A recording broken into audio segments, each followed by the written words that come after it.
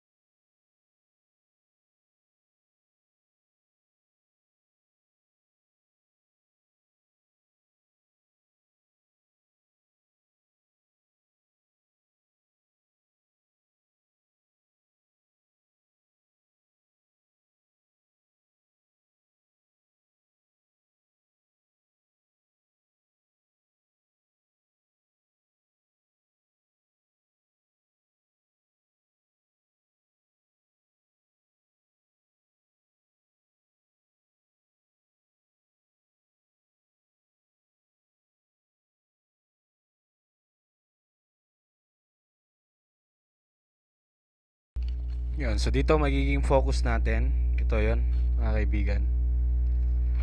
Dito.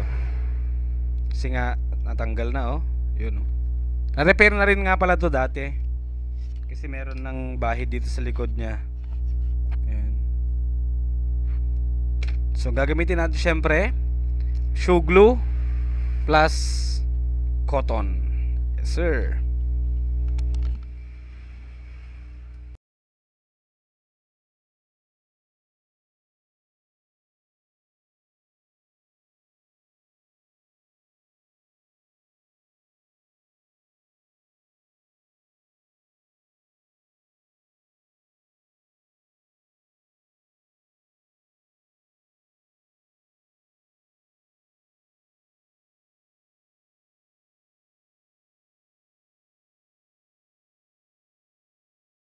Nagiging problema natin dito, wala nang kapitan.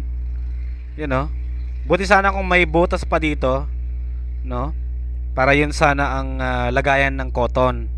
Pero ang problema, wala nang paglagyan ng cotton kasi nga lagyan na ng epoxy dito.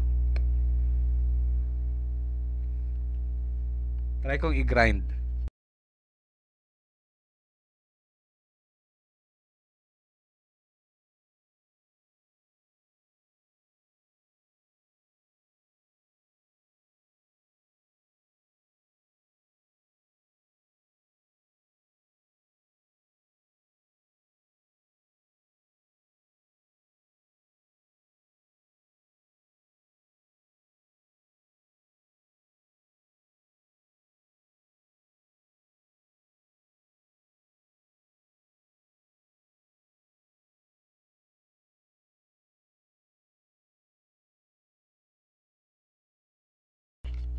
Grind lang natin para lumalim lang ng konti para may kapitan yung yung cotton.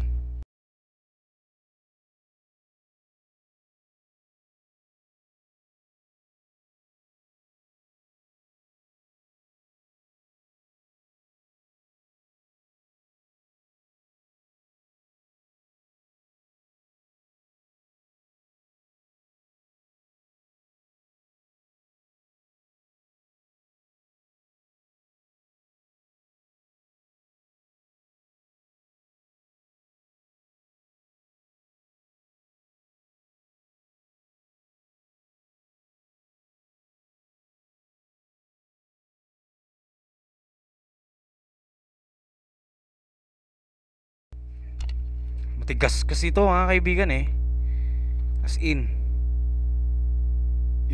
tumigas na rin siya.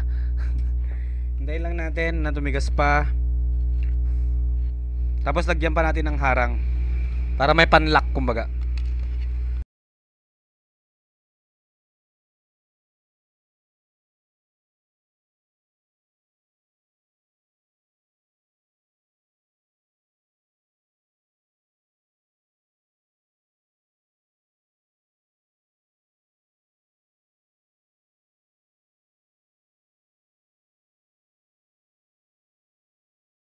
Aayusin na rin natin dito sa kabila, mga kaibigan.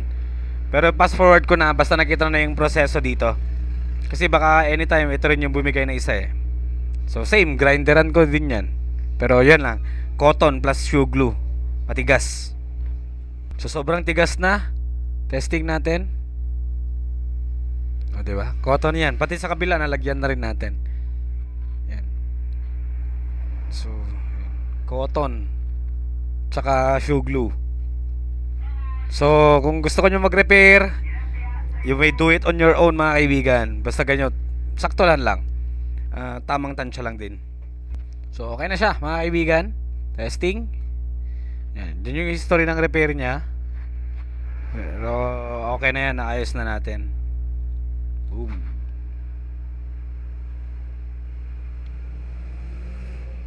Cotton and shoe glue lang yan. Basta tamang timpla lang, mga kaibigan. Thank you for watching.